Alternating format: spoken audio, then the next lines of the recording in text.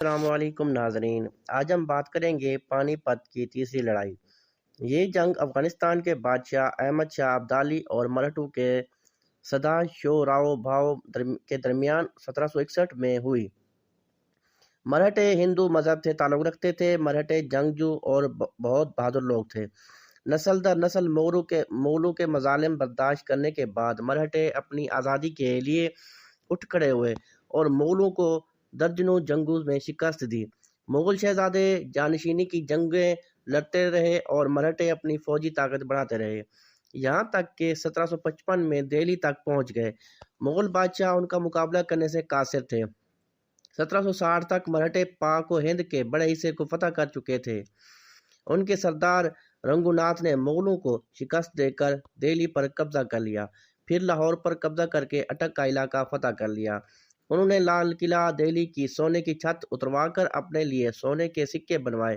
انہوں نے اعلان کیا کہ وہ دہلی کی شاہی مسجد کے منبر پر رام کی مورتی رکھیں گے، جس سے مسلمانوں میں تشویش کی لہر دوڑ گئی۔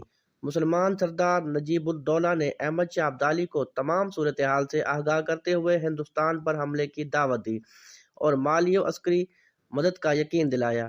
مراٹھا مقبوضہ علاقہ جات احمد شاہ ابدالی کی ملکیت تھے۔ ان کا حاکم احمد شاہ درانی کا بیٹا تیمور شاہ تھا، جسے شکست دے کر مرہٹوں نے افغانستان بھگا دیا۔ اب احمد شاہ درانی نے اپنے مقبوضات واپس لینے کے لیے چوتھی مرتبہ بر صغیر پر حملہ کیا۔ 14 جنوری 1761 کو پانی پت کے میدان میں گھمسان کا رن پڑا۔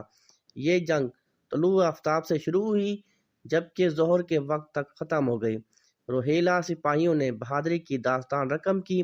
ابدالی فوج کے سپاہیوں کا رعب مرہٹوں پر چھایا رہا۔ ان کے تمام جنگی فنون ناکام ہو گئے۔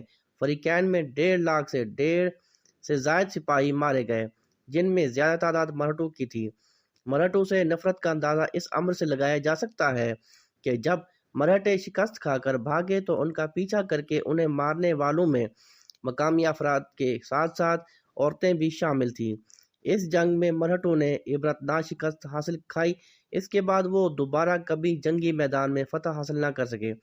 احمد شاہ ابدالی نے دہلی پہنچ کر شہزادہ علی گوہر کو دہلی کے تخت پر بٹھایا اور 2 ماہ بعد واپس چلا گیا۔